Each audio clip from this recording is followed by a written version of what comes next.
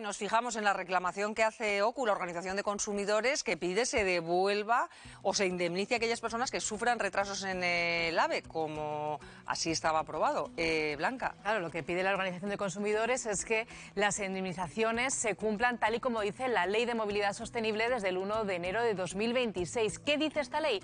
Bueno, dice que por retrasos de 15 minutos o más se tiene que devolver el 50% del importe del billete. Si estos retrasos son de 30 minutos o más, el importe de devolución tiene que ser íntegro, el 100%. ¿Qué es lo que están haciendo tanto Renfe como Irio? ¿Qué es lo que han anunciado? Bueno, pues la política que están siguiendo es esta.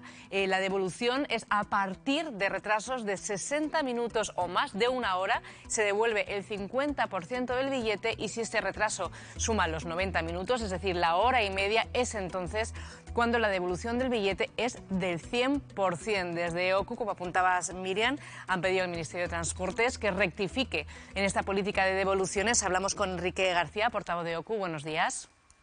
Hola, buenos días. ¿Qué tal? ¿Cómo estáis? Bueno, lo que estáis denunciando es que no se está cumpliendo la Ley de Movilidad Sostenible.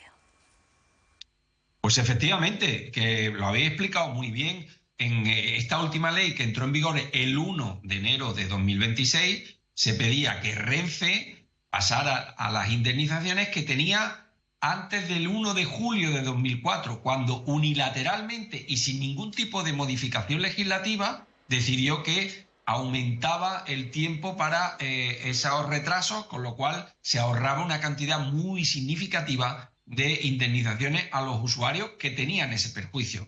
¿Qué ocurre? Pues que no se ha hecho. Es más, al contrario, incluso Renfe e Irio también han llegado a decir que suspendían las indemnizaciones que pagan ahora, que son a los 60 y 90 minutos, por las circunstancias relacionadas con la situación de las vías a raíz del accidente de Adamuz.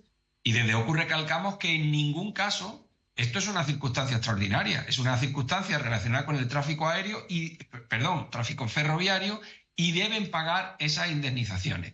Y lo que pedimos nosotros es muy sencillo: que el Gobierno aplique lo que han aprobado las Cortes en un Real Decreto, en una ley, y que se paguen esas indemnizaciones de acuerdo como se hacía en julio de 2024. ¿Y por qué pedimos eso? Porque las indemnizaciones actuales son claramente insuficientes para el perjuicio real que para los usuarios les supone los continuos retrasos que hay en el transporte ferroviario. Enrique, de hecho, se ha pasado de unas indemnizaciones que superaban con creces lo que pedía el reglamento europeo, y ahora, sin embargo, lo que denunciáis es que se han quedado por debajo de ese baremo mínimo. Hay que aclarar que lo que establece el reglamento europeo luego se modifica con los compromisos de puntualidad de las compañías. Entonces, se trata de compromisos que las compañías asumen con los consumidores. Y esos compromisos antes eran estables y se modificaron unilateralmente.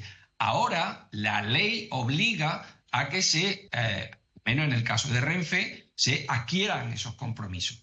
Y por tanto nosotros lo que pedimos es que se cumpla la ley. Son compromisos que se adecúan más al perjuicio real que sufre el usuario, porque lamentablemente los usuarios de los trenes, pues retraso de 60 minutos que te vuelvan el 50%, pues la verdad es que es poco. Y sobre todo hay muchísimos retrasos donde el usuario no tiene ningún tipo de compensación. Esa es la clave. Por eso pedimos que se rebaje a 15 minutos, que entendemos que es un tiempo más que suficiente, porque hay que recordar que el contrato de tren obliga a la compañía ferroviaria a llevar al usuario en las horas en que está determinado. Y si uno ve su billete, hay una hora de llegada y se tiene que cumplir esa hora de llegada. Y si no, si se retrasa por una circunstancia que no sea extraordinaria, la compañía está obligada a indemnizar.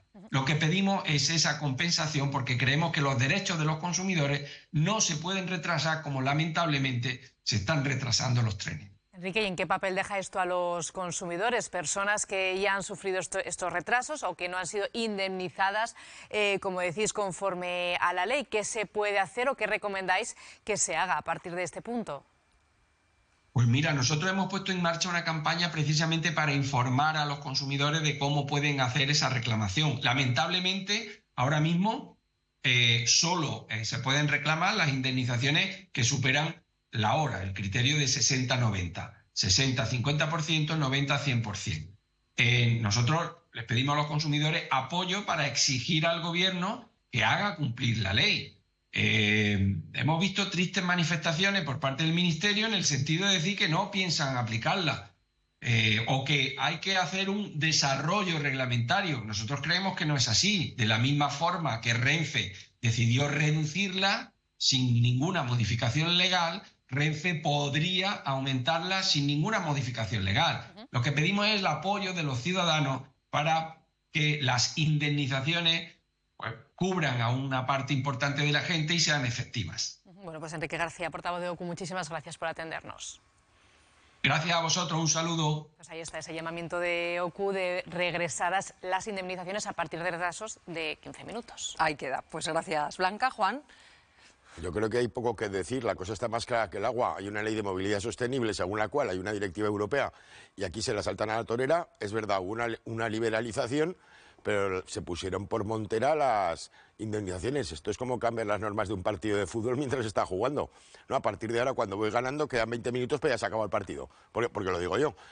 Pues yo creo que aquí pues la OCU o las organizaciones de consumidores y usuarios y los ciudadanos lo que debemos decir es: oye, gobierno, ponte las pilas y no permitas que se haga esto, porque yo creo que es una tomadura de pelo. Está claro que ha habido accidentes y hay que extremar las medidas de precaución. Bien, pues eso está muy bien, pero lo otro también está muy bien, porque cuando hay que acordarse de que hay que pagar los impuestos y hay que hacer un montón de cosas y más burocracia y más tal, al final el que paga siempre es el mismo, el ciudadano. Es que tenemos un sistema ferroviario ahora mismo de República Bananera, o sea, que no sirve de nada. Quiero decir, sin ningún compromiso de puntualidad, porque raro es ya el tren que puedes coger a tiempo, con los trenes de alta velocidad, que ya no son de tan alta velocidad. Claro, ¿cuáles son las ventajas del tren frente a otros sistemas de movilidad? Pues la alta capacidad, bien, lo cumplimos. La velocidad no se cumple en la red de alta velocidad, pues que hay que recordar también en la red de media distancia lo que se tarda en ir, por ejemplo, de Zaragoza a Valencia, 7 horas. No se cumple la velocidad. La sostenibilidad.